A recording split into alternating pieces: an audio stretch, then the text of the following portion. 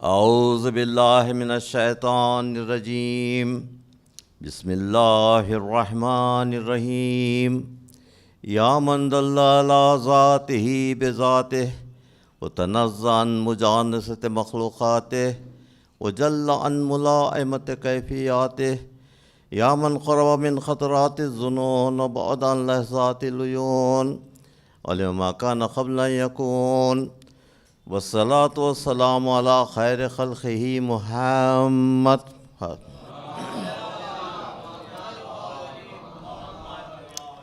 خاتم النبیین و سید المرسلین و رحمت للعالمین و اہل بیت الطیبین الطاہرین المعصومین المظلومین قال اللہ تبارک و تعالی فی کتاب المجید والفرقان الحمید وقولہ الحق فاقم وجہک للدین حنیفہ فطرت اللہ التی فطر الناس علیہا لا تبدیل لخلق اللہ ذالک الدین القیم لیکن اکثر الناس لا یعلمون صلوات بر محمد و آل محمد۔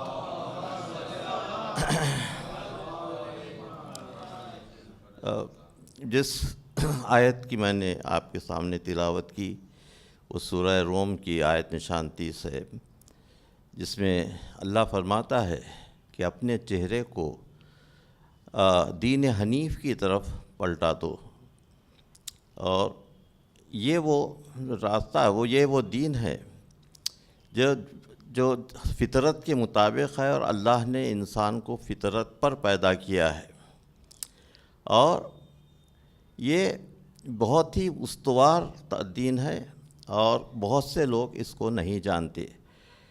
تو میں نے اس کا عنوان دین فطرت رکھا ہے، اسلام دین فطرت، اور اس تعلق سے پچھلے 3 دنوں سے یہاں پر مجالس کا سلسلہ جاری ہے۔ آج یہ 4تھی مجلس ہے، اور انشاءاللہ 9 محرم تک یہ مجالس کا سلسلہ رہے گا۔ آپ لوگ اس میں تشریف لائیے ضرور۔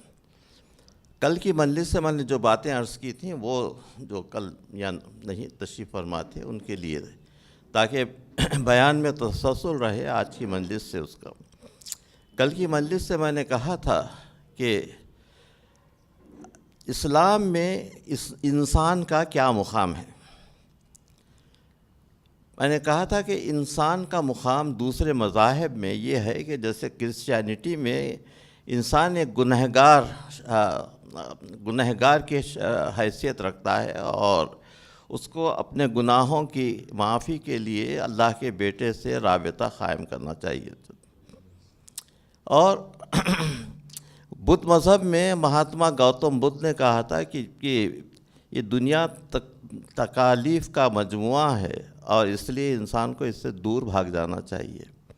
تو انہوں نے گوشہ نشینی کا جو ہے کی تعلیم دی، لیکن اللہ نے کہا کہ نہیں، تم کو دنیا ہی میں رہنا ہے، دنیا میں کام کرنا ہے، دنیا میں ترقی کرنا ہے، اور دنیا کی جتنی چنوتیاں ہیں تم کو اس کا سامنا کرنا ہے، اس سے تم دور نہیں جا سکتے۔ تو اسلام نے انسان کی زندگی کو، دین اور دنیا کو اس طریقے سے آپس سے ملا دیا کہ دین دنیا سے الگ نہیں ہے، کبھی دین دنیا سے الگ ہو نہیں سکتا۔ جی، تو اس طریقے سے دین اور دنیا اگر الگ ہو جائیں تو اس وقت مغرب میں جو حالت ہے وہ حالت پیدا ہو سکتی ہے کہ ایک مذہب کا خیز چیز رہ جاتی ہے کہ اس کے بعد اس کا کوئی سینس باقی نہیں رہتا۔ آج کی مجلس سے میں کچھ آگے بیان کرنا چاہتا ہوں، اور کل میں نے انسان کے متعلق عرض کیا تھا کہ اسلام میں انسان کی حیثیت جو ہے اللہ کے خلیفہ کی ہے۔ تو میں نے سورہ بقرہ کی 6 آیتوں سے اپنے کلام کا ابتدا کی تھی۔ وہ آیت نشان 20 سے لے کر آیت نشان 26 تک سورہ البقرہ کی، تو جو اس کو آپ نوٹ کر سکتے ہیں اس ریفرنس کو جو ہے، جس میں اللہ کہا ہے کہ انی جاعل فی الارض خلیفہ۔ وہاں سے شروع ہوا یہ کہ میں زمین پر خلیفہ مقرر کرنا چاہتا ہوں۔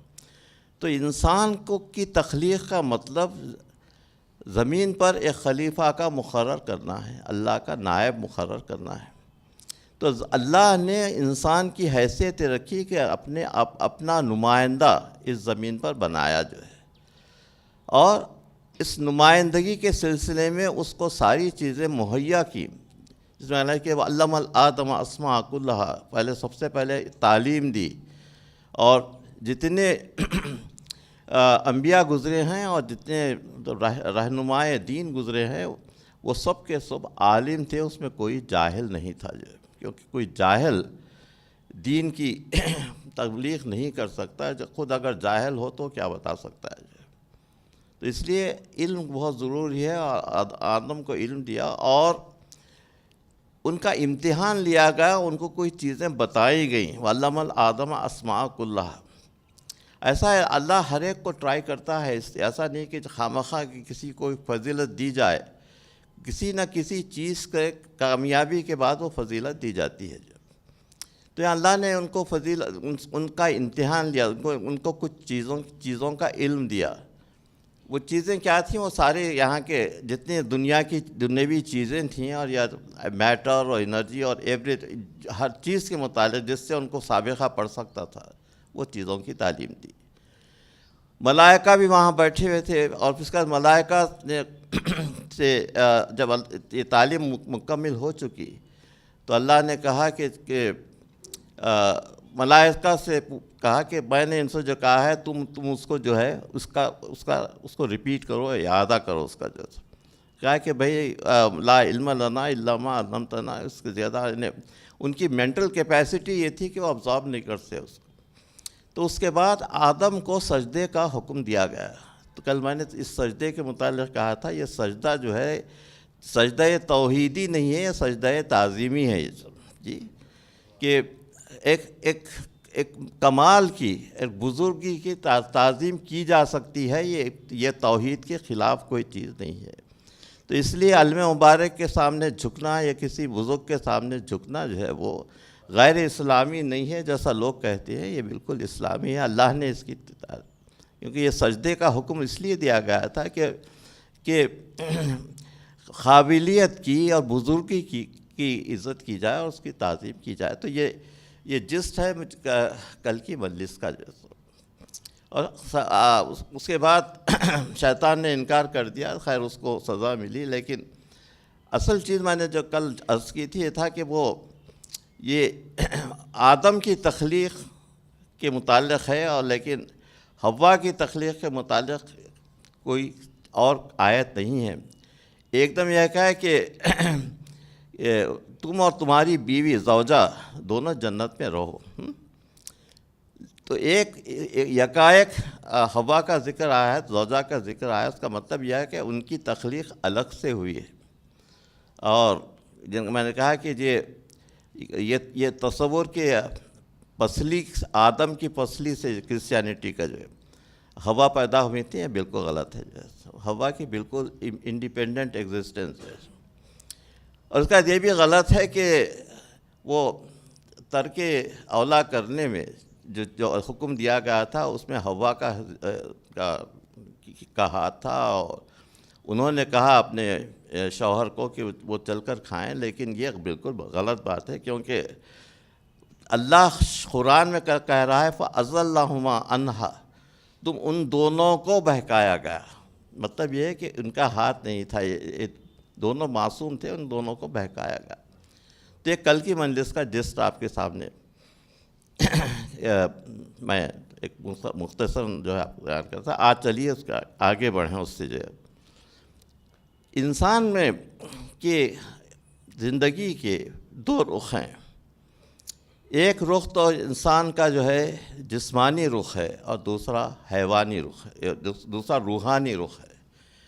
تو جسمانی رخ اور روحانی رخ، جی، تو اقبال کہتے ہیں کہ وجود حضرت انسان نہ روح ہے نہ بدن، تو روح اور بدن دونوں کا یہ کامبینیشن ہے، نہ ایگزیکٹلی 100% روح ہے، نہ ایگزیکٹلی 100% بدن ہے۔ یہ روح اور بدن کا تو یہ روح اور بدن کا امتزاج سمجھ میں نہیں آتا لوگوں کے کہ کیا ہے۔ تو روح کے متعلق لوگ جاننا چاہتے تھے، تو حضور سے پوچھا گیا کہ روح کیا ہے، تو قرآن نے کہا کہ قُلِ الرُّوحُ مِنْ أَمْرِ رَبِّي وَمَا أُوتِیتُم مِّنَ الْعِلْمِ إِلَّا قَلِیلًا۔ تم سے روح کے متعلق پوچھا جاتا ہے اور تم ان سے کہو کہ روح جو ہے میرا حکم ہے، اور تم اس کے متعلق بہت کم جانتے۔ تو روح اللہ کا حکم ہے۔ تو ہمیں جو روح ہے وہ اللہ کا حکم ہے۔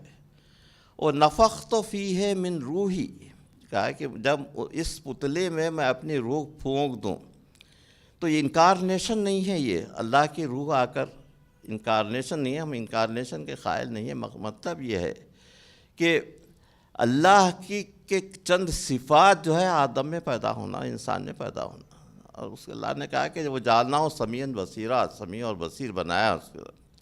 تو یہ ہے، تو اللہ کی روح کا مطلب جو ہے اللہ کے صفات ہیں، اللہ کا نظر کرم ہے، اس میں اللہ کی صفات ہے، اس کے سوا کچھ نہیں، بہرحال اللہ کا حکم ہے وہ۔ تو یہ اللہ کا اگر حکم ہے تو نفس کیا چیز ہے؟ جو ہے ایک نفس ہے جی، سیلف۔ نفس کے دو اقسام ہیں۔ یہ تھوڑا سا یہ ٹیکنیکل ہو جائے گا بیان، کیونکہ یہ مگر آپ اس کو میں انشاءاللہ امام کی مدد سے آپ کے سامنے اس کو واضح کرنے کی کوشش کروں گا۔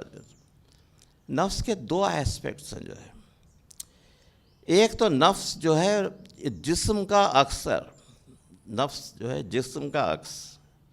تو یہاں تین چیزیں ہیں، تین ریالٹیز ہیں، ایک تو جسم ہے، ایک نفس ہے، ایک روح ہے۔ اب دیکھیے اس کا کیا انٹر ریلیشن شپ ہے جو ہے۔ تو یہ جو نفس ہے، جو جسم کا عکس ہے، یہ بالکل اس کا یہ فزیکل ایسپیکٹس ہیں اس کے جو ہے، یہ بالکل طبعی ہے، یہ روحانی نہیں ہے جو سب۔ اسی سے انسان کے کانشنس کا جو ہے سائیکالوجی کی جتنی جو علم ہے سب سارے کا سارا سائیکالوجی کا علم جو ہے اس کانشنس سے متعلق ہے، جو طبعی نفس ہے اس کے انسان کی یادداشت، انسان کا بیہیویئر، پورا بڑا وسیع سبجیکٹ ہے۔ اور مجید خان صاحب کے جو ہے ہر سیاست میں آرٹیکلس آتے رہتے ہیں اس کے اوپر، نفسیات کے متعلق، آپ اس کو پڑھ لیجیے، بڑا بڑا دلچسپ بیان اس کا جو ہے سو وہ۔ تو یہ وہ ہے جس کے متعلق اسٹڈی کی جا سکتی ہے جو ہے، اور بعض سائیکالوجیکل کریکشنس ہیں اور بیہیویئرل پیٹرنس ہیں، ان کو جو ہے کریکٹ کر لیا جا سکتا ہے، یہ فزیکل ایسپیکٹس ہے۔ لیکن اس کا ایک روحانی ایسپیکٹ بھی ہے، نفس کا جو ہے، جو روح کا عکس ہے، وہ روحانی ایسپیکٹس جو ہے وہ فزیکل نہیں ہے، وہ بالکل روحانی ہے وہ سب۔ تو اس کو درست کرنے کے لیے جی، اس کے کریکشن کے لیے، اس کی بیماریوں کے لیے جو ہے ایک ایسے حکیم کی ضرورت ہے جو روح کے اس ایسپیکٹ سے واقف ہو اور اس کی روحانیت اس مقام پر ہو کہ اس کو وہ اس آپ کی روح کو وہ گائیڈ کر سکے۔ تو اس گائیڈنس کے لیے ائمہ کو مقرر کیا گیا ہے، تو ان کی روح کا مقام، ان کے نفس کا مقام اس مقام پر ہوتا ہے کہ وہ اپنے نفس کو بیچ کر اللہ کی مرضی کو حاصل کر لیتے ہیں۔ صلوات و محمد والے۔ وَمِنَ النَّاسِ مَن يَشْفِي ابْتِغَاءَ مَرْضَاتِ اللَّهِ وَاللَّهُ رَءُوفٌ بِالْعِبَادِ، سورہ بقرہ کی آیت۔ تو میں اپنے سے نہیں کر رہا ہوں، قرآن کی آیت ہے یہ۔ تو نفس کی وہ بلندی اور یہ کہے کہ تمہاری مرضی وہی ہے جو میری مرضی ہے جی، وَمَا تَشَاءُونَ إِلَّا أَن يَشَاءَ اللَّهُ۔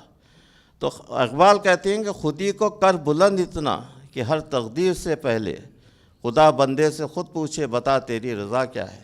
یہ تو اس مقام پر پہنچا، تو یہ ان کی ضرورت ہے ہمارے گائیڈنس کے لیے، ہماری روح کی گائیڈنس کے لیے۔ یہ دونوں مقامات بڑے دلچسپ ہیں۔ اور ایک فرینچ ڈاکٹر گزرا ہے، الیکسس کارل، میں اس کے متعلق میں اس کا ریفرنس میں آپ کو دے چکا ہوں اس سے پہلے جو ہے۔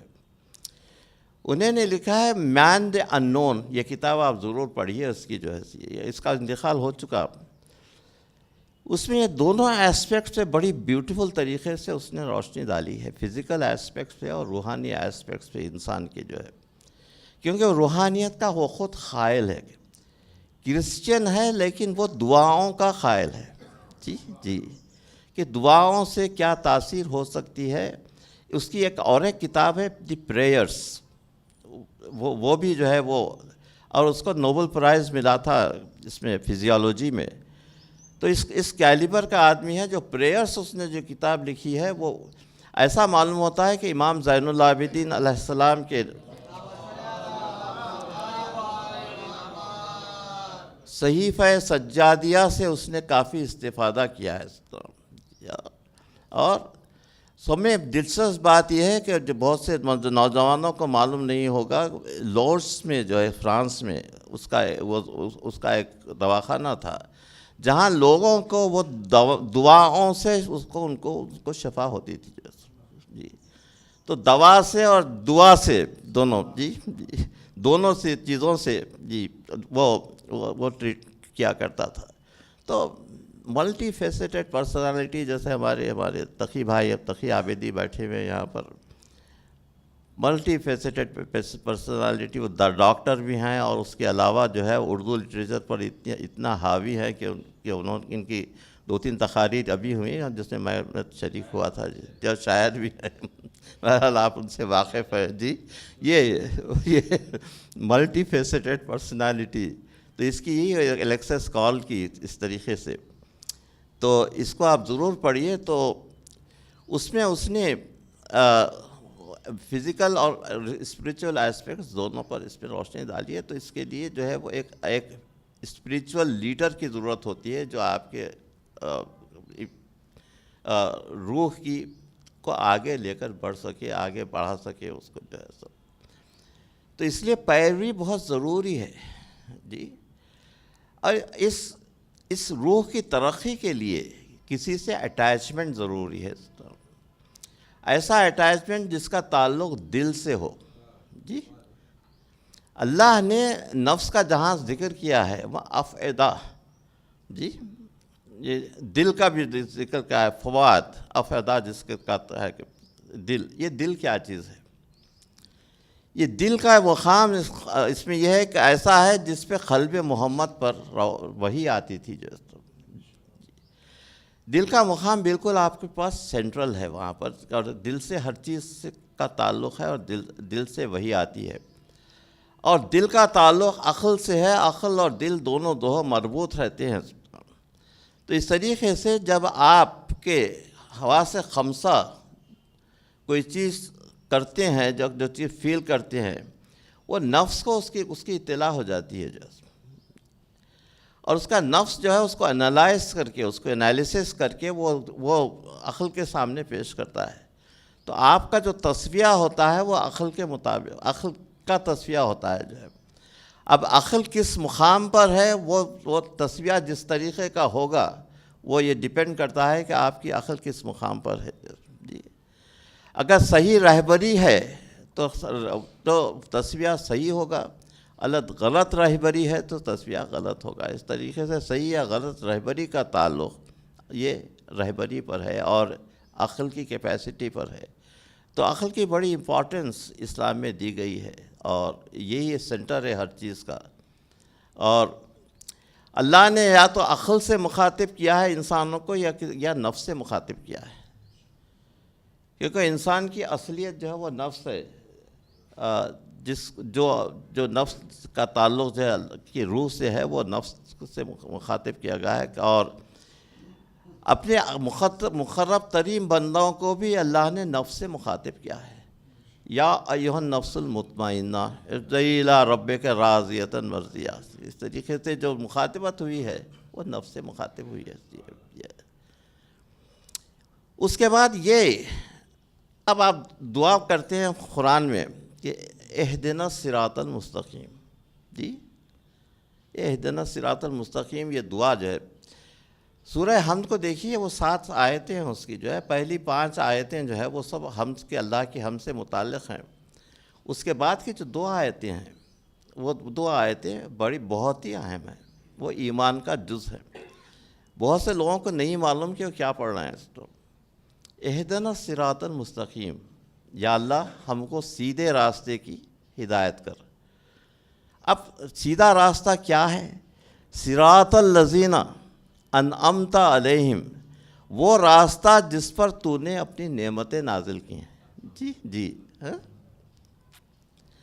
اور تو صراط الذین انعمت علیہم غیر المغضوب، اور تیرے غضب کا راستہ نہیں، اور وہ جو ہے ضالین ہیں ان کا بھی راستہ نہیں۔ تو اللہ آپ دعا کر رہے ہیں کہ اہدنا الصراط المستقیم۔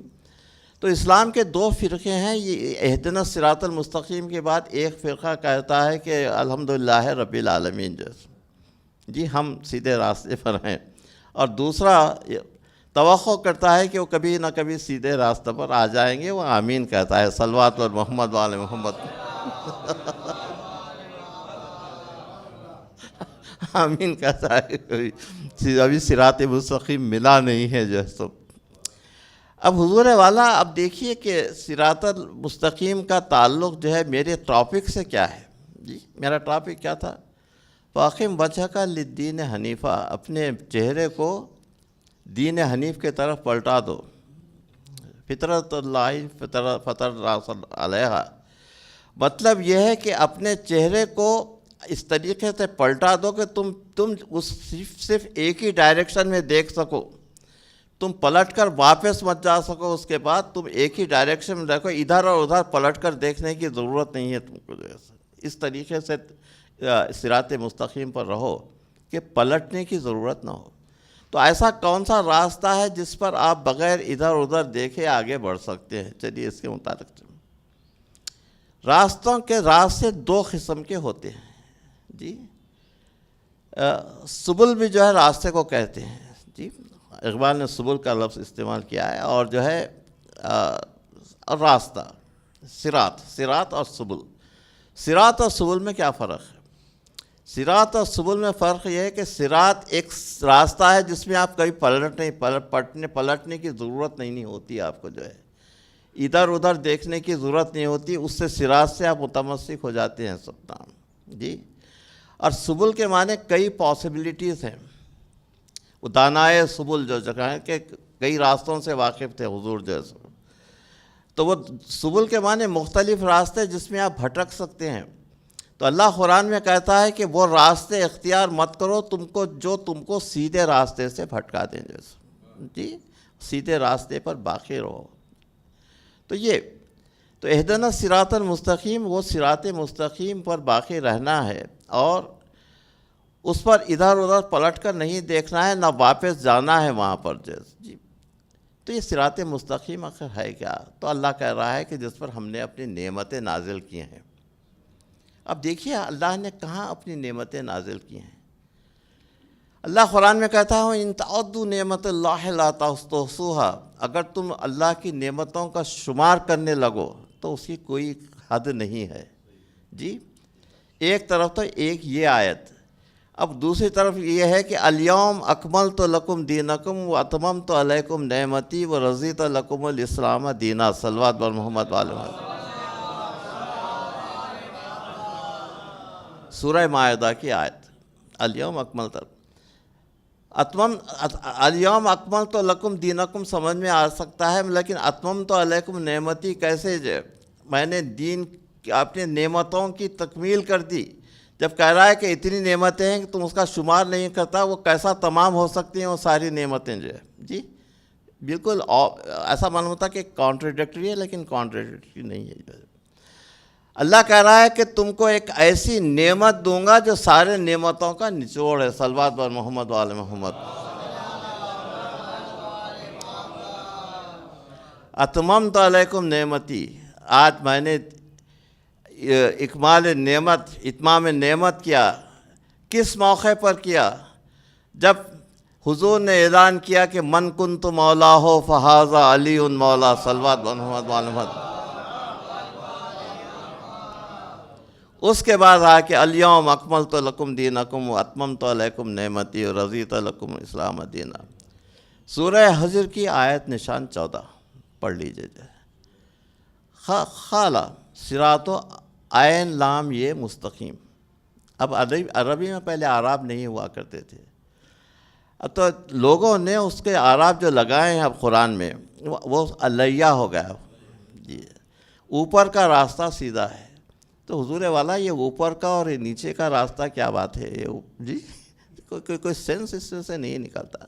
وہ دراصل یہ ہے کہ صراط علی مستقیم، صلوات بر محمد وعلی محمد۔ کہو علی کا راستہ سیدھا ہے جی، یہ ہے جی. اور کس شد و مت کے ساتھ اس کا اعلان ہوا ہے یہ جی. یا ایھا الرسول بلغ ما انزل الیک من ربک وان لم تفعل فما بلغت رسالتہ واللہ یعصمک من الناس جی. کہ واللہ لا یہدی القوم الکافرین. آخر میں یہ اس کے متعلق بھی آپ اس سے پہلے میں عرض کر چکا ہوں کہ اے رسول وہ پہنچا دو جس کا تم کو حکم دیا گیا ہے. مطلب یہ ہے کہ یہ اس کا حکم پہلے سے ہی دیا گیا تھا جی. اور اگر تم نے اس کو نہیں پہنچایا تو ایسا یہ ہے کہ تم نے اپنی کار رسالت کو ہی انجام نہیں دیا. تب آپ دیکھیے کتنی اس کا کتنا وزن ہے اس حکم کا کہ 23 سال کی حضور کی رسالت ایک طرف اور یہ حکم کا پہنچانا ایک طرف. اور تیور دیکھیے آیت کے، یا ایھا الرسول، یہ آفیشیل لیٹر ہے ڈیزگنیشن کے ساتھ رسول. دوسرے مقام پر طٰہٰ، یاسین، یا ایھا المزمل، یا ایھا المدثر، یہ ایسے پیارے پیارے خطابات جو ہے حضور کے لیے استعمال کیے گئے ہیں قرآن میں. لیکن یہاں اس آیت کا جہاں تک تعلق ہے بالکل ڈیزگنیشن سے مخاطب کیا گیا ہے کہ یا ایھا الرسول، اے رسول بلغ ما انزل الیک من ربک وان تفعل فما بلغت. اگر تم نے نہیں کیا تو کچھ نہیں کیا. تو اتمام نعمت علی کی ولایت، علی کی ولایت کا اعلان. صراط مستقیم علی کا راستہ، صراط مستقیم ولایت علی پر پابند رہنا جی. اور اسی کا سوال قیامت میں ہوگا. صلوات بر محمد و آل محمد. اللہ قرآن میں ارشاد فرماتا ہے وقفوہم انہم مسئولون. سورہ صافات کی آیت جی ہے نا. ٹھہراؤ ان سے، پوچھا جائے گا. بھئی ہر چیز ہو چکی ہے اور حساب کتاب، اور اس کے بعد اخیر میں اب جنت کے قریب جا رہے ہیں اور ان کو ٹھہراؤ، پوچھا جائے گا. اور اس کے قرآن میں دوسری آیت جو آخری پارے سے متعلق ہے اس میں ہے کہ یومئذ لا تصلہ لہم علی النعیم، کہ اس دن تم کو نعمت کے متعلق پوچھا جائے گا. یہ سورہ آیت سورہ نشان 104 ہے. تو نعمت کے متعلق پوچھا جائے گا. تو نعمت کے متعلق سوال ہوگا. سوال اتنا امپورٹنٹ ہے کہ وہ صراط مستقیم پر رہنے کے بعد اگر ہے تو کوئی وہی جواب دے سکتا ہے. تو نعمت کا تو قرآن میں ہے کہ اعراف پر جنت کے بلند مقام پر لوگ رہیں گے. علی الرجال علی الاعراف رجال علی الاعراف رجال یعرفون کلہم بسیماہم، جو سب کو ان کے صورتوں سے پہچان لیں گے. تو یہاں جب صراط مستقیم پر جو چلنے والے ہیں وہ صراط مستقیم پر چلتے چلتے وہاں تک پہنچ جائیں گے پل صراط تک، اور اس سوال کا جواب دے دیں گے کہ نعمت کیا ہے. اور صاحبان نعمت وہاں پر ہوں گے جو ہر ایک کی صورت دیکھیں گے اور کہیں کہ یہ ہمارا ہے یہ تیرا ہے. جہنم کو کہیں گے کہ یہ تیرا ہے یہ ہمارا ہے. جی حضور والا، اس کے لیے بھی میں قرآن کی آیت سے آپ کو ریفرنس دے سکتا ہوں. یہ میں اپنے دل سے نہیں کہہ رہا ہوں جی. القیا فی جہنم کل کفار و عنید. تم دونوں کفار کو اور منافقین کو جہنم میں ڈال دو جی. تو یہ دونوں کون ہیں جی؟ حضور اور امیر المومنین علی ابن ابی طالب. تم دونوں کفار و عنید کو جہنم میں ڈال دو.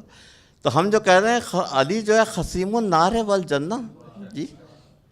اور ہم نے نہیں کہا ہے، امام شافعی کا ہے جی. آپ بہت لوگوں کو نہیں معلوم کہ امام شافعی کا جو ہے جی، امام شافعی کہتے ہیں علی حبہ جنہ، علی کی محبت جنت ہے جی. امام الانس والجنہ، وسیع مصطفیٰ حقا قسیم النار والجنہ، یہ امام شافعی کہہ رہے ہیں۔ آپ کو معلوم ہے کہ ان کے جتنے امام ہیں ان سب کو وہ جو ہے they were all sentenced to death۔ امام مالک کا بھی وہی حشر ہوا، ابو حنیفہ کا بھی وہی حشر ہوا، اور شافعی کا بھی وہی حشر ہوا، اور یہ سب کو جو ہے یہ ان کو پنشمنٹ میں بنی عباس نے ان کو مار دیا جو سب تھا۔ اور خصوصاً دیکھیے دونوں مذاہب میں، دونوں فرقوں میں فقہ جو ہے اتنا کامن ہے، پوائنٹ آف یونٹی جو ہے فقہ ہے ہمارا جو ہے، فقہ جعفری اور فقہ حنفی آپ اٹھا کر دیکھیے۔ نماز کی جتنے 5 وقت کی نماز اور اذان اور پڑھنا، ہر چیز سوائے یہ کہ کوئی ہاتھ بن کے پڑھ رہا ہے، کوئی ہاتھ کھول، لیکن مالکی ہاتھ کھول کے نماز پڑھتے ہیں جو سمجھے آپ۔ تو اس طریقے سے کوئی فرق نہیں ہے۔ اور امام ابو حنیفہ کا اپنے میموارز میں انہوں نے لکھا ہے کہ اگر میں امام جعفر صادق علیہ السلام کی شاگردی اختیار نہ کرتا تو جو ہے میرا وہ مقام نہیں ہوتا جو میرا آج کا مقام ہے۔ تو امام جعفر صادق علیہ السلام کی اتنی اہم شخصیت،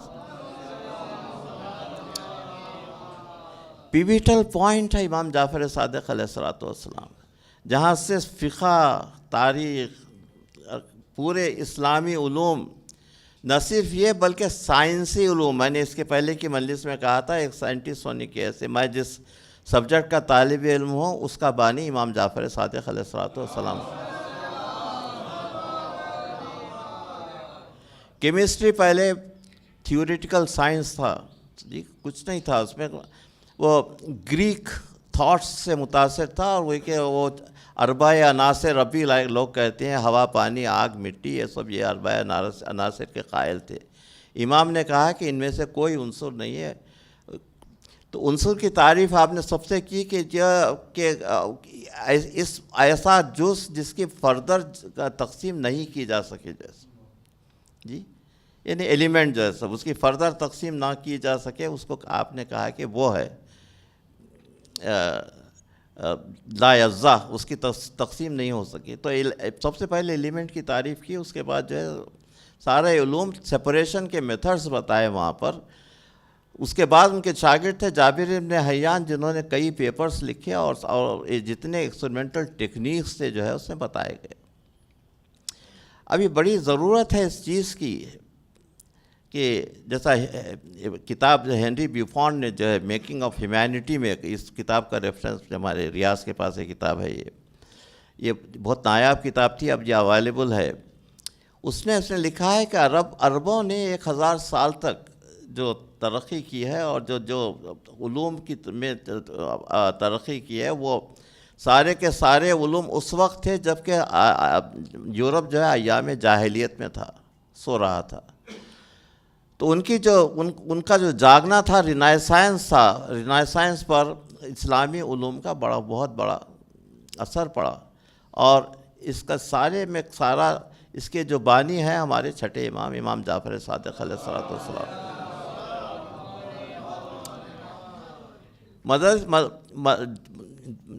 اس مدینے میں مدرسہ تھا آپ کا، جس میں باپ اور بیٹے 5ویں امام ہمارے چھٹے امام، اللہم صلی علی محمد، 300 سبجیکٹس کی تعلیم دیتے تھے، 300 سبجیکٹس، جس میں مذہبی علوم کے علاوہ اس میں فزکس، کیمسٹری، ایسٹرونومی، ٹریگنومیٹری، یہ سارے کے ساری چیزوں کے اس میں سبق ہوا کرتے تھے جی۔ ٹریگنومیٹری میں ہائٹ آف دی ماؤنٹین معلوم کرنے کا جو طریقہ ہے اس میں ہنری بیوفون نے اپنی کتاب میں لکھا ہے اس کے متعلق جو ہے، سب سے پہلے ٹیٹا کے ٹین ٹیٹا جو ہے جو ہائٹ آف دی ماؤنٹین نکالنے کے لیے سب سے پہلے اس کا امام جعفر صادق علیہ السلام کے زمانے میں جو سب الخوارزمی جو الجبرا کا، جس میں آج الجبرا خود جو ہے ایک عربی ہے، تو الجبرا کا موجد الخوارزمی جو ہے، تو سارے کے سارے اس اسکول سے نکلے سب جی۔ تو ہمارا مذہب جو ہے ٹیررسٹ مذہب نہیں ہے، بلکہ جو ایسا مذہب ہے جس میں علوم کی اہمیت علوم کو اہمیت دی گئی ہے، اور یہ کہا گیا ہے کہ انسان جب تک نہیں بنتا جب تک کہ وہ علم حاصل نہ کرے جائے. اور اللہ قرآن میں کہتا ہے اِنَّا ذَلِكَ لَآيَاتٍ لِقَوْمٍ يَعْقِلُونَ اِنَّا ذَلِكَ لَآيَاتٍ لِقَوْمٍ يَسْمَعُونَ. یہ میری آیتیں ان لوگوں کے لیے ہیں جو صاحبان عقل ہیں، جو صاحبان عقل ہیں، صاحبان فہم ہیں، صاحبان علم ہیں، اور وہ اولو الالباب ہیں. صلوات بر محمد وآل محمد. تو انشاءاللہ اس کا سلسلہ پھر اگلے مجلسوں میں رہے گا. آپ ضرور تشریف لائیے. آج کی مجلس میں میں 2 صاحبزادوں کا ذکر کرنا چاہتا ہوں. حیدرآباد کا ٹریڈیشن یہ ہے کہ آج 4 محرم کو اون و محمد کا ذکر کیا جاتا ہے. حضرت زینب کی زندگی کے متعلق، نجی زندگی کے متعلق بہت سے لوگوں کو کنفیوژن ہے جیسا کہ حضرت زینب کی عمر، حضرت زینب حضرت امام حسین علیہ السلام سے 1 سال چھوٹی تھیں جو ہے. تو تقریباً 58 سال کا یا 57 سال کا سن تھا. تو لوگ تعجب کرتے ہیں کہ 7 سال اور 8 سال کے بچے جو ہے ایک 57 سال کی عمر میں کیسے جو، ایسا نہیں ہے. جناب زینب ایک عرصے تک لاولد رہیں جو. یہ آپ نے سنا ہوگا کہ امام زین العابدین علیہ السلام کی پرورش جو ہے حضرت زینب نے کی جو ہے. چھٹی تاریخ کی مجلس میں ذکر کروں گا حضرت علی اکبر علیہ السلام کی پرورش جو ہے حضرت زینب نے کی. تو حسین کے بچوں کو انہوں نے پالا جو اپنے پاس اپنے گھر میں. حسین امام زین العابدین علیہ السلام، ان کی ہمارے چوتھے امام کی ہسٹری بھی لوگوں کو معلوم نہیں ہے کہ ان کی والدہ شہر بانو تھیں، جو پرنسس تھیں جو ایران کی. ایران فتح ہونے کے بعد یہ قیدی بن کر آئیں اور امام حسین علیہ السلام سے نکاح ہوا اور اس طریقے، لیکن وہ 1 سال سے زیادہ زندہ نہیں رہ سکیں.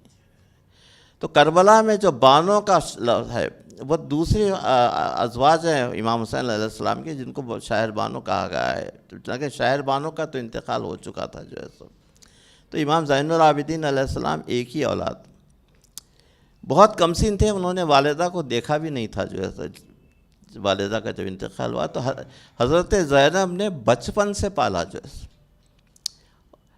اور اس طریقے سے پالا کہ آخر تک ساتھ رہیں، بھتیجے کے ساتھ تھیں، بھتیجے کے ساتھ کربلا سے شام تک سایہ بنی ہوئی تھیں.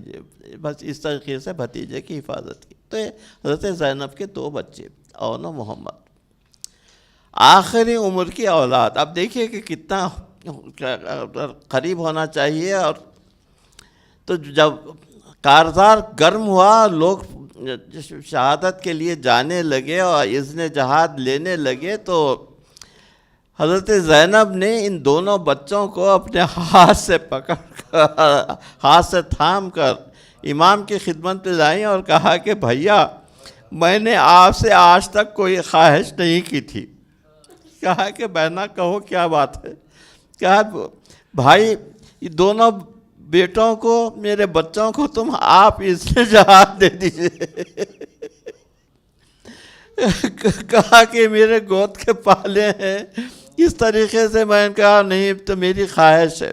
دونوں بچوں کو اذن جہاد ملی. 2 چھوٹے چھوٹے، انیس نے بہت سے مرثیوں میں اس کا ذکر کیا ہے کہ کس شان سے دونوں شہزادے لڑے ہیں.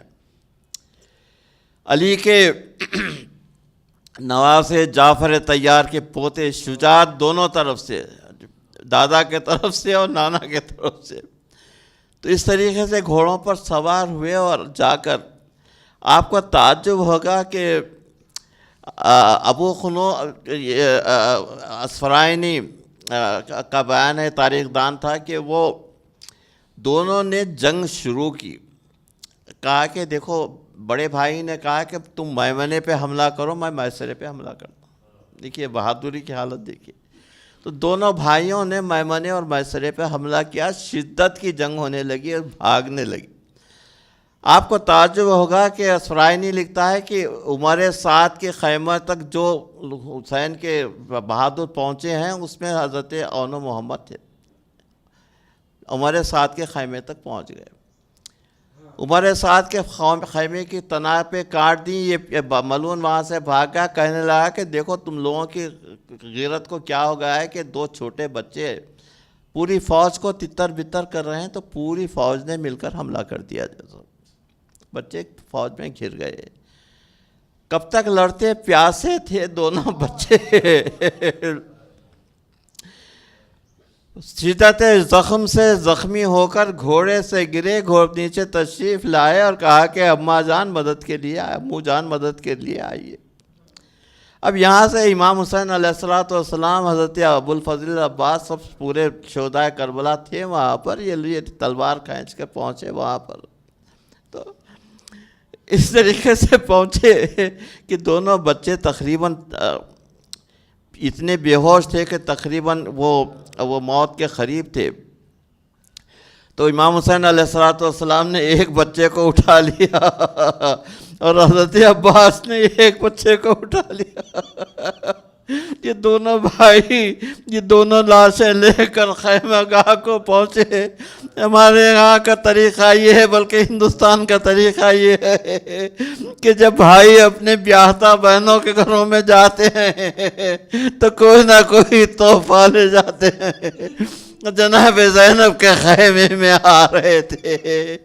ایک بھائی کے ہاتھ میں ایک لاش تھی, دوسرے کے ہاتھ میں دوسری لاش تھی.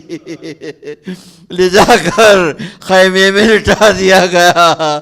اس کربلا کی شیر دل خاتون کو دیکھیے, مصلی بچھا دیا, اللہ کا شکر ادا کیا کہ یا اللہ تیرا لاکھ لاکھ شکر ہے کہ تو نے میری قربانی کو قبول کر لیا.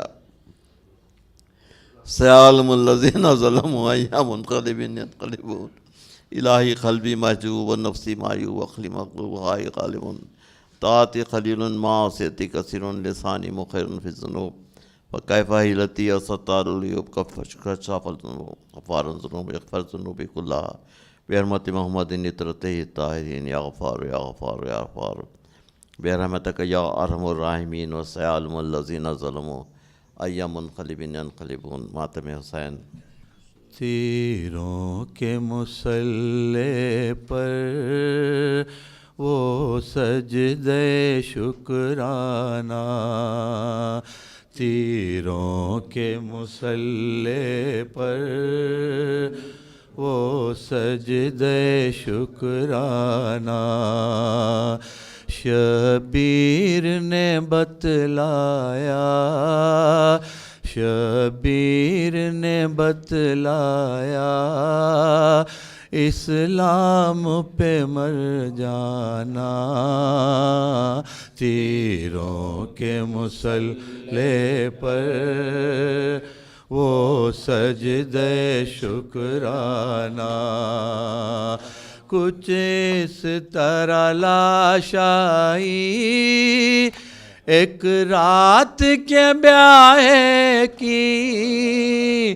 کچھ اس طرح لاش آئی ایک رات کے بیاہ کی. افسوس کے مادر نے, افسوس کے مادر نے بیٹے کو نہ پہچانا. تیروں کے مصلی پر وہ سجدہ شکرانہ. نیزہ علی اکبر کے سینے سے نکل آیا, نیزہ علی اکبر کے سینے سے نکل آیا. دیکھا نہ گیا شے سے, دیکھا نہ گیا شے سے, یوں دل کا نکل جانا. تیروں کے مصلی پر وہ سجدہ شکرانہ.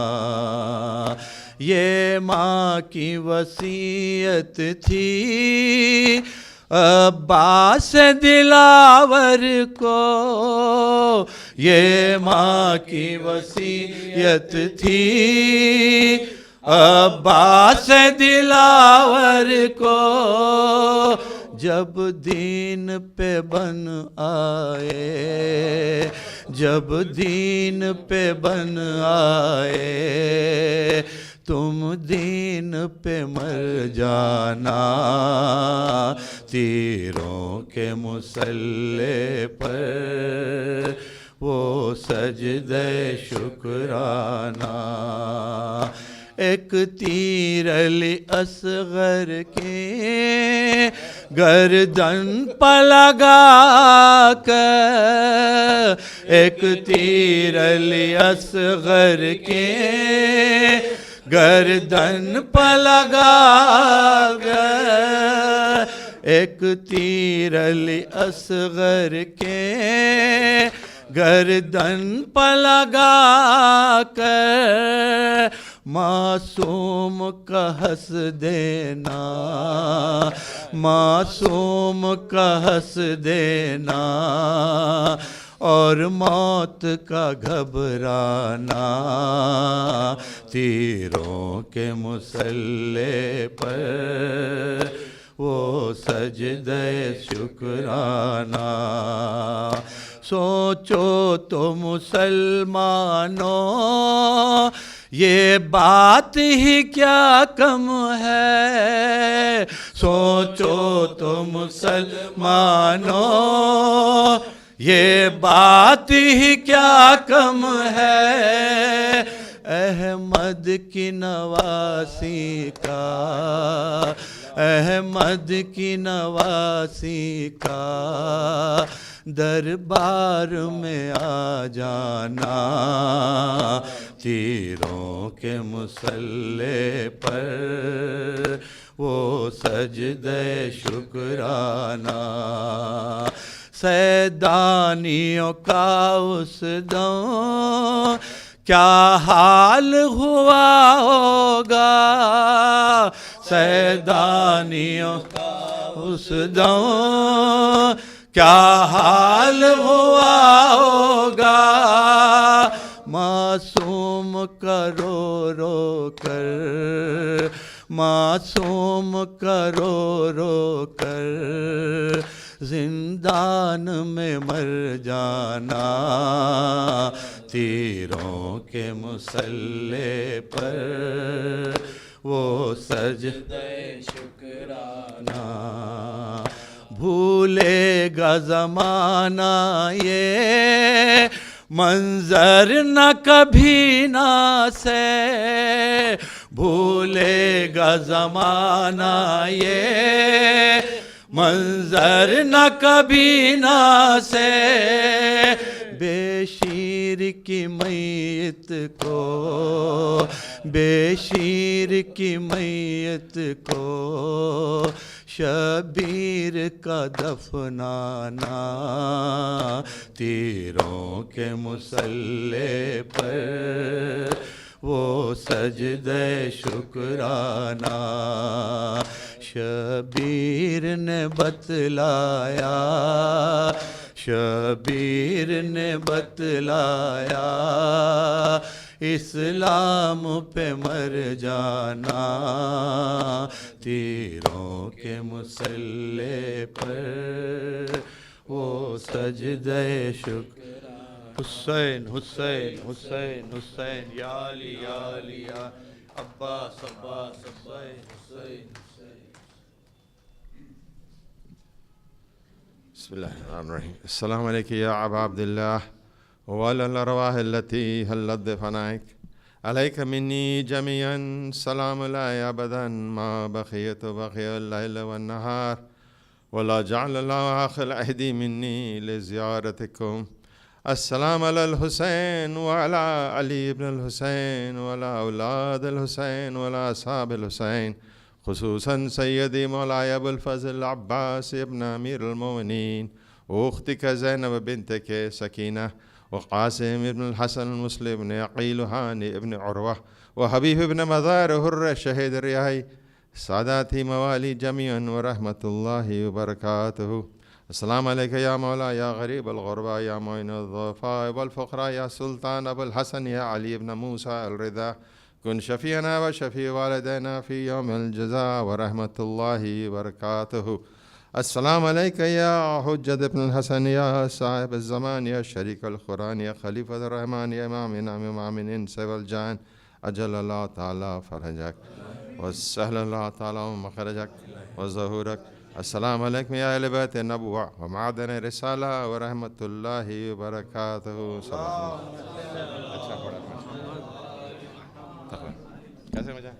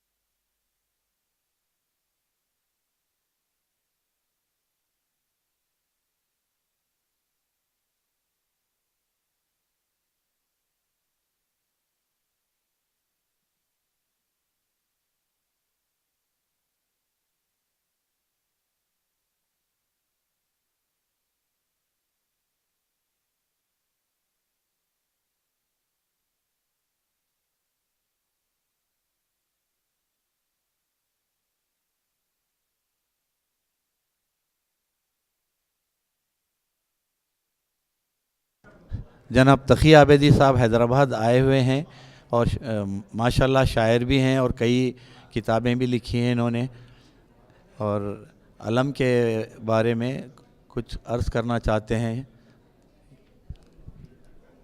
ہم اس وقت رحمت اللہ صاحب کے اس عاشور خانے میں ہیں، جہاں پر ماہ محرم کے عشر اول میں روزانہ ایک خوبصورت مجلس عزا ہوتی ہے.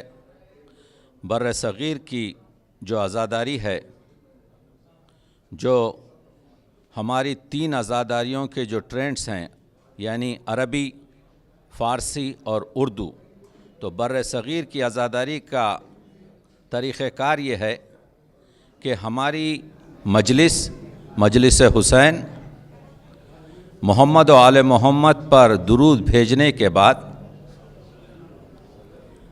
شاعری سے شروع ہوتی ہے، جس میں رباعیات، خطات، سلام اور مرثیے پہلے پیش کیے جاتے ہیں.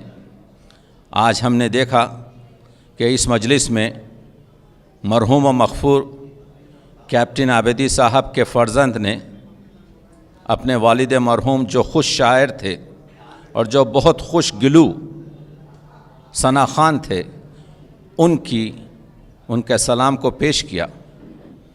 اور اس کے بعد پروفیسر تقی خان صاحب، جو استادوں کے استاد ہیں، جو پروفیشن کے لحاظ سے سائنٹسٹ ہیں، لیکن جو ذاکر حسین ابن علی بھی ہیں، وہ مجلس میں جو تقریر کرتے ہیں، جس کو ہم حدیث کہتے ہیں، وہ قرآن کی آیات کی تفسیر اور تاویل احادیث نبوی کی روشنی میں اور تاریخ اسلام کی روشنی میں اس کو بیان کرتے ہیں. آج کا موضوع جو قبلہ و کعبہ نے پیش کیا وہ یہی تھا کہ ہم سورہ حمد میں جو یہ دعا کرتے ہیں کہ اللہ ہم کو صراط مستقیم پر باقی رکھ. یہ صراط مستقیم محمد و آل محمد کا راستہ ہے، اور یہی محمد و محمد کا راستہ اس عزاداری کے راستے سے مل کر چلتا ہے. آپ نے دیکھا کہ پروفیسر صاحب ایک عمدہ ترین سائنٹسٹ ہیں اور ہمارے لیے مایہ ناز ہستی ہے. میں ان کے شاگردوں میں سے ہوں، اور جس طریقے سے وہ بغیر کوئی جذبات کے محمد و آل محمد کی تعلیمات، آپ نے یہ بھی بتایا کہ اسلام ٹیررسٹ دین نہیں، دین محمدی اور دین آل محمدی امن، شانتی اور محبت کا مذہب ہے. جب دریا کے کنارے سے خیمے ہٹائے گئے تو میر انیس نے یہاں پر اسلامی قانون کو اس شعر میں بھر دیا: سبقت کسی سے ہم نہیں کرتے لڑائی میں، سبقت کسی سے ہم نہیں کرتے لڑائی میں، بس کہہ دیا کہ پاؤں نہ رکھنا ترائی میں. تو ہم ڈیفینسو کام کرتے ہیں. عزاداری محبت اور اسلام کی حقیقت کو سمجھانے کے لیے ہے. میں سلام کرتا ہوں ایسے گھروں پر جیسے رحمت اللہ صاحب، یا ایک اندازے کے ہمارے مطابق امام حسین کی ہر سال اردو میں 25,000 مجالس ہوتی ہیں. امریکہ ہو، کینیڈا ہو، یورپ ہو، آسٹریلیا ہو، یا بر صغیر کا ہند اور پاک ہو. تو حسین کا جو سورج ہے، عزاداری کا جو سورج ہے، دن ہو رہا ہے تو وہاں مجلس ہے، رات ہو رہی ہے تو یہاں مجلس ہے. تو امام حسین کی چراغ، یہ عزاداری کا سورج کہیں غروب نہیں ہوتا. اسی لیے نجم افندی نے کہا تھا: اہل نظر کی آج ستاروں پہ ہے نظر، ممکن ہے کامیاب رہے چاند کا سفر. اہل ولا کا چاند پہ جانا ہوا اگر، عباس نامور کا علم لے کے جائیں گے، ہم چاند پر حسین کا غم لے کے جائیں گے. میں 40 سال پہلے جب امریکہ گیا تو ہمارے پاس کوئی 20 یا 30 مقامات پر صرف عزاداری تھی. آج امریکہ اور کینیڈا میں 900 مقامات پر عزاداری ہوتی ہے. آج پوری دنیا میں اردو ٹرینڈ میں 25,000 مجالس ہوتی ہیں. تو جس ذکر کے لیے 25,000 ممبر سجائے جائیں، جس ذکر کے لیے 25,000 مرتبہ میر انیس کا مرثیہ پڑھا جائے، اور جو ذکر ان علموں کے سائے میں ہو، وہ محبت کا درس دے سکتا ہے، اخوت کا درس دے سکتا ہے، بھائی چارگی کا درس دے سکتا ہے، اسلام کا صحیح چہرہ بتا سکتا ہے. ملت میں تفرقہ کا نہ سامان کیجئے، قرآن کے ورق کو پریشان نہ کیجئے. جان دی تھی اتحاد کی خاطر حسین نے، تازہ شہید حق کا ارمان کیجئے. اور سرکار دو جہاں کی محبت کے نام پر آپس کے اختلاف کو قربان کیجئے. اسلام محبت کا ہے. آج اس مبارک مجلس میں، آج اس پاکیزہ مجلس کا میسیج اور یہی تھا کہ اسلام اور فقہ جعفری، اسلام جعفری، محمد و آل محمد کا درس محبت ہے، امن ہے، شانتی ہے. ان مجالس میں جو گفتگو ہوتی ہے وہ انسان سازی کی ہے، کیریکٹر میکنگ کی ہے، پیسفل ایونٹس کی ہے. تو میں سلام کرتا ہوں اور پھر ایک بار کہتا ہوں کہ ہماری خوش بختی ہے کہ پروفیسر تقی خان جیسی شخصیت جو قرآن اور احادیث اور تاریخ اسلام میں ہم کو مجالس سے آشنا کرتی ہیں. شکریہ. میں عربی کی پروفیسر ہوں، یہ English and foreign languages university ہے حیدرآباد میں، وہاں پہ میں پروفیسر تھی. اب تو of course I am retired. اور مجھے یہ مجلسوں میں آنے کا بہت ریگولرلی میں آتی ہوں، کیونکہ تقی صاحب پڑھتے ہیں یہاں پر، اور تقی صاحب تو ہمارے رشتہ دار ہیں، میرے شوہر کی کزن ہوتے ہیں. اور ان کے پاس جو مجلس ہوتی میرے فادر ان لو کے فادر کی، عباس صاحب کی، جو تقی صاحب کے نانا کے اماں کے نانا بھی ہوتے ہیں. تو وہاں پہ برابر میں جاتی ہوں. اور اس کے علاوہ مجھے یہاں بہت دلچسپی ہے کیونکہ جو پوائنٹس ٹچ کرتے تقی صاحب، تو وہ پوائنٹس کہیں اور ٹچ نہیں ہوتے. ان کا جو اپروچ ہے وہ بہت سائنٹیفک ہے، اور اس سے ہم کو بہت فائدہ ہوتا ہے. کیونکہ صرف یہ بیان جو کرتے اور جو ان کو ایموشنلی رلاتے، تو وہ بھی اس کا بھی ایک حصہ رہتا ہے یہ مجلس میں. نہیں بولتے نہیں، مگر یہ جو ان کا پورا ایکسپلین جو کرتے قرآن کی آیتوں سے لے کے، تو بہت دلچسپ ہے. اور اس لیے میں برابر آتی ہوں.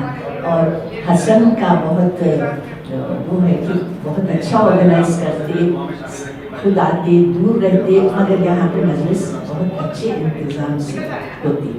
یہاں جو مجالسیں ہوتی ہیں جس کو حسن رحمۃ اللہ صاحب ان کے والد کے انتقال کے بعد ابھی بھی وہ کنٹینیو رکھے ہیں، اور میرے والد شاعر ابو تراب کیپٹن میر عباس علی عابدی یہاں پہ سوز، سلام، مرثیہ اور نوحہ پڑھا کرتے تھے.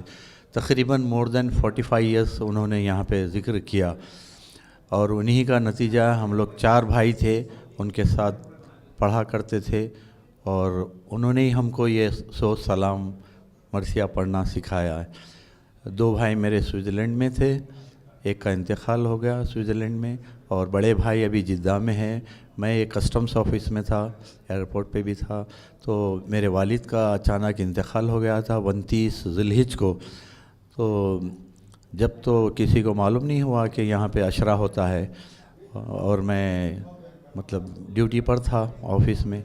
تو حسن بھائی کی والدہ ان کو معلوم ہوا کہ ہم بھی پڑھتے ہیں والد کی سلام، سوز، مرثیہ. تو انہوں نے مجھ کو ایک دن بلوایا. میں نے 8 محرم کو پہلی بار ایک بار پڑھا یہاں. پھر ان کی والدہ نے کہا کہ آپ بالکل والد کی طرح پڑھ رہے ہیں، حالانکہ میں شاعر نہیں ہوں. اور تو وہاں سے پھر میں والد کے انتقال کے بعد برابر کنٹینیو جو ہے اسے یہاں سوز، سلام، مرثیہ، نوحہ پڑھتا ہوں. اور میرا لڑکا بھی علی اکبر عابدی، وہ بھی ماشاءاللہ بہت نوحے، مرثیے سب پڑھتا ہے. تو یہ حسن بھائی کی کوششوں کا نتیجہ ہے جو انہوں نے اس مجالس کو برقرار رکھا عرصے دراز سے، اور انشاءاللہ آئندہ بھی یہ جاری رہے گا.